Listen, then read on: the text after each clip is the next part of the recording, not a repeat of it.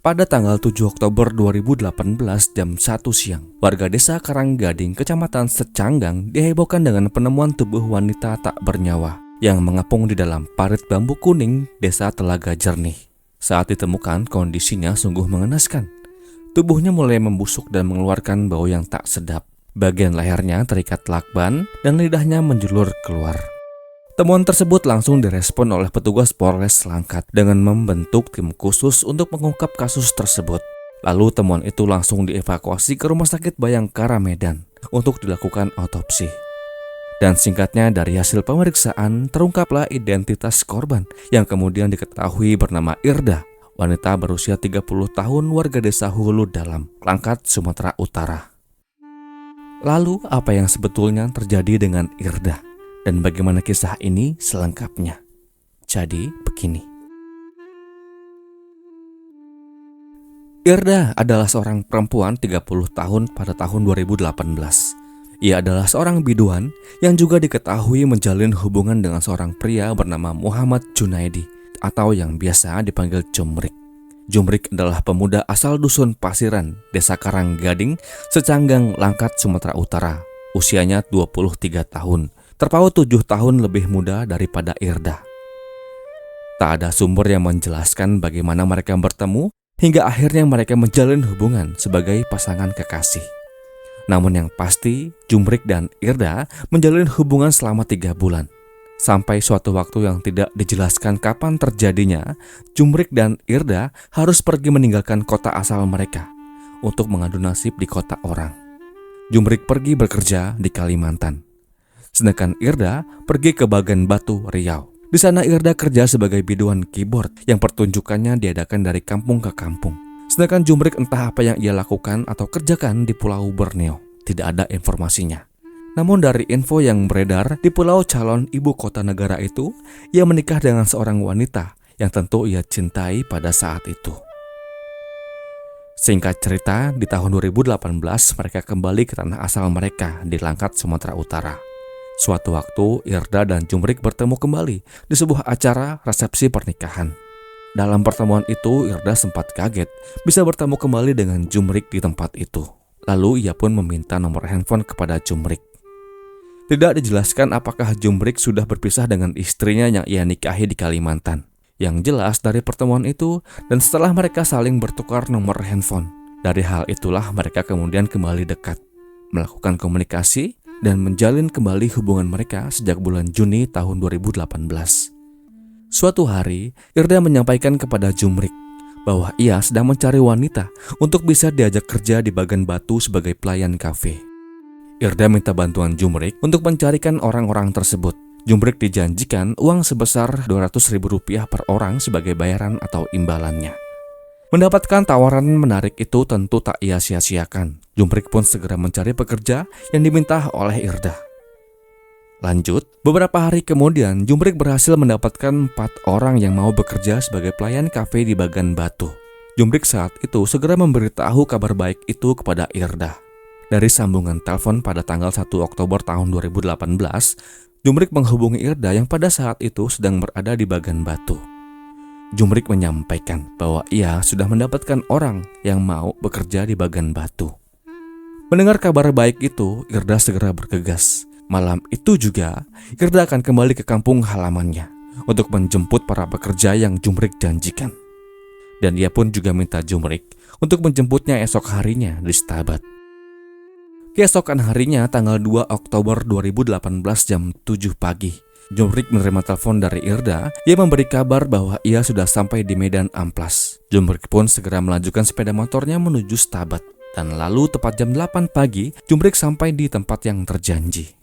Sembari menunggu kedatangan Irda yang entah kapan akan sampainya itu, Jumrik yang lapar mencari sarapan untuk mengisi perutnya yang sedari tadi kosong. Saat sedang menikmati sarapan paginya, Jumrik mendengar nada bunyi dari handphonenya yang ia simpan di dalam saku. Saat itu Jumrik melihat layar ponsel menunjukkan adanya 2 panggilan yang tak terjawab dari Irda. Dengan buru-buru Jumrik mengangkat panggilan ketiga itu. Dan dari seberang sana, suara bernada tinggi Irda terdengar jelas di telinga Jumrik. Irda ternyata kesal dikarenakan beberapa panggilannya tak diangkat oleh Jumrik. Pertemuan mereka berdua tak seromantis layaknya pasangan kekasih. Irda dan Jumrik terlibat cekcok. Sepanjang perjalanan, hanya omelan dan omelan yang keluar dari mulut Irda. Saat itu Jumrik hanya bisa diam dan terus melajukan sepeda motornya menuju rumah nenek Irda yang berada di desa Secanggang. Sesampainya di rumah nenek Irda, Jumrik menerima uang Rp250.000 sebagai uang panjer. Irda yang pada saat itu merasa lelah karena baru saja menempuh perjalanan jauh, ingin beristirahat dulu, dan meminta Jumrik untuk menjemput dirinya lagi nanti sore. Setelah menuruni Irda di tempat tujuannya, Jumrik pun berlalu. Bukan rasa senang yang ada di benaknya pada saat itu, padahal dia baru aja mendapatkan uang dan bertemu dengan pacarnya. Namun ia merasa sakit hati atas omelan yang dia terima sepanjang jalan tadi. Mencoba melupakan rasa sakit hati itu, Jumrik kembali pulang dan melanjutkan pekerjaannya melangsir sawit. Di tengah-tengah kesibukan Jumrik dengan pekerjaannya itu, tiba-tiba nada dering handphone Jumrik kembali terdengar. Saat itu Jumrik melihat panggilan tersebut datang dari Irda, yang sudah beberapa kali Jumrik hiraukan dikarenakan ia sedang bekerja. Tapi pada ujungnya, Jumrik mengangkat panggilan telepon dari Irda pada saat itu. Dari informasinya, di sambungan itu, Irda hanya mengatakan bahwa ia ingin mencari orang lagi atau orang tambahan yang mau diajak kerja di bagan batu. Jumrik yang masih jengkel dengan Irda segera mematikan sambungan itu. Lalu singkatnya jam 5 sore, Irda kembali menghubungi Jumrik yang pada saat itu Irda kembali membuat nada tinggi yang tertuju pada Jumrik. Saat itu tak hanya amarah seperti sebelumnya, tapi Irda memaki-maki Jumrik dengan kata-kata kasar yang kurang enak didengar. Hal itu disebabkan oleh Jumrik yang sepertinya nggak serius mencarikan orang yang diminta oleh Irda. Segala argumen dan alasan Jumrik terkait pencarian orang-orang tersebut sudah barang tentu ia sampaikan kepada Irda. Namun hal tersebut tetap saja tak mampu meredakan amarahnya yang meledak-ledak.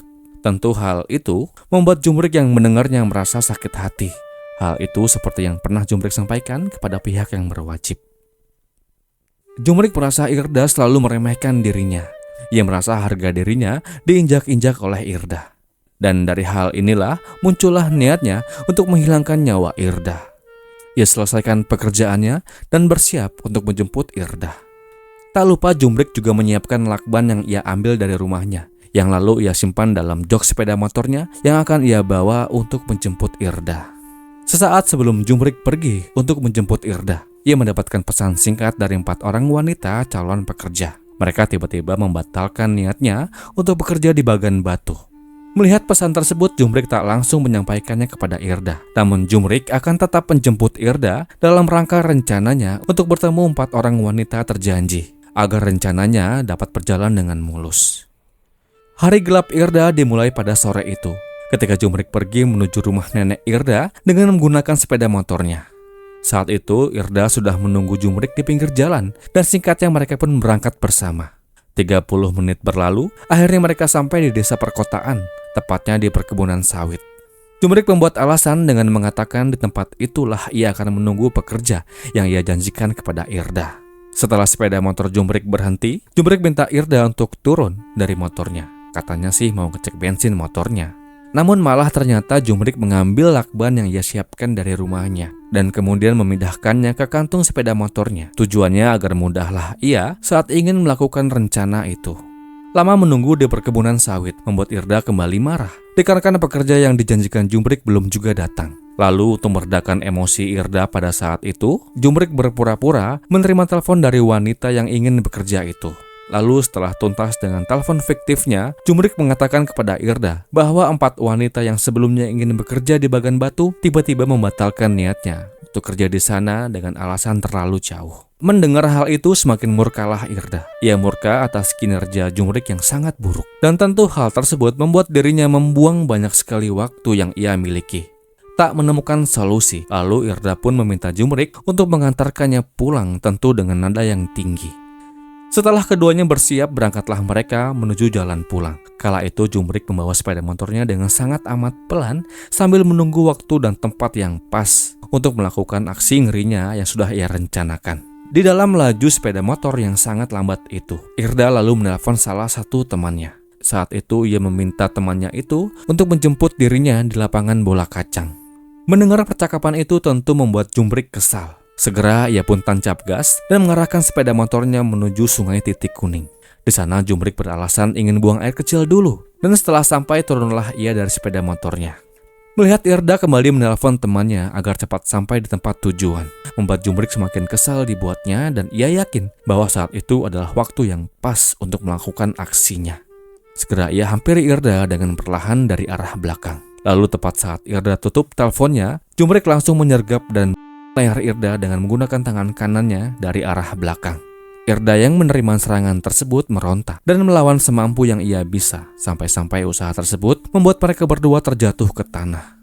Lalu dikarenakan Jumrik lebih cekatan dan bertenaga, Jumrik dengan sigap leher Irda dengan kedua tangannya.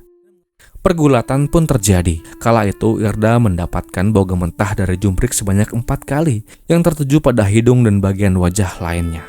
Teriakan Irda membuat aksi Jumrik semakin liar. Ia kembali mengarahkan bau mentahnya ke arah mata dan leher Irda yang membuat Irda akhirnya lemas dan tak berdaya. Melihat kesempatan itu, Jumrik segera pergi ke sepeda motornya untuk mengambil lakban yang telah ia siapkan tadi. Dan dengan lakban itu, Jumrik mencoba menutup mulut Irda. Dikarenakan Irda terus saja bergerak, Jumrik gagal melakban mulut Irda. Malah lakban tersebut turun ke lehernya. Dikarenakan gagal melakban mulut Irda, Jumrik tak habis akal. Ia kemudian melilitkan lakbannya ke arah leher Irda dengan sekuat tenaga ia tarik. Mendapatkan jeratan yang melingkar di bagian lehernya, Irda pun semakin lemah dan tak berdaya. Dan ia pun dipanggil Tuhan yang Maha Kuasa. Saya turut berduka cita. Setelah memastikan kondisi Irda yang pada saat itu sudah tak bernyawa, Jumrik kemudian membawa Irda ke tepi sungai, tepatnya di dalam sebuah parit. Di sana ia campakkan tubuh Irda dan dia pun pergi berlalu. Setelah tuntas dengan aksi ngerinya, Jumrik mengambil barang-barang Irda seperti handphone dan tas Irda yang terdapat uang sebesar 2 juta rupiah. Lalu Jumrik pun pergi menuju rumah bos tempat ia bekerja yang bernama Anton. Di rumah Anton itulah Jumrik membersihkan dirinya dikarenakan banyaknya lumpur sungai yang menempel di celana dan badan Jumrik. Anton yang melihat kedatangan Jumrik dengan keadaan yang sangat kotor sempat bertanya dari mana dirinya hingga terlihat sangat kotor. Saat itu Jumrik berdalih bahwa dirinya baru aja jatuh. Saat itu Jumrik juga menyampaikan bahwa ia ingin menumpang tidur dulu di rumah Anton, dikarenakan ia tak berani pulang dengan kondisi seperti itu. Dan malam pun berlalu hingga pagi menjelang. Kasus ini bisa terungkap dari rangkaian temuan tubuh Irda yang berlakban di parit. Juga selain itu, polisi yang juga mengantongi keterangan dari para saksi yang mengatakan bahwa Jumrik diduga adalah dalang dari meninggalnya Irda. Setelah Jumrik tahu bahwa kampungnya geger atas temuan Irda di parit, dirinya sempat panik dan juga bingung ingin melarikan diri kemana lagi. Jumrik sempat di tengah kepasrahannya, ia sampaikan kepada rekannya dengan mengatakan bahwa ialah dalang di balik meninggalnya Irda. Namun saat itu si teman tak terlalu ambil pusing atas akuan dari Jumrik. Dan akhirnya tanggal 8 Oktober Jumrik pun berhasil diamankan di tempat persembunyiannya tanpa perlawanan. Ia pun digelandang ke kantor polisi untuk dimintai keterangannya, dan di sanalah Jumrik mengakui segala kejahatannya. Dalam persidangan yang kemudian digelar di Pengadilan Negeri Stabat, melalui majelis hakimnya kemudian menjatuhkan pidana penjara kepada Muhammad Junaidi alias Jumrik dengan hukuman 20 tahun penjara. Demikianlah kisah Jumrik, kisah yang semoga bisa mengajari kita tentang arti saling mengasihi sesama kita umat manusia. Dan kisah ini pun berakhir.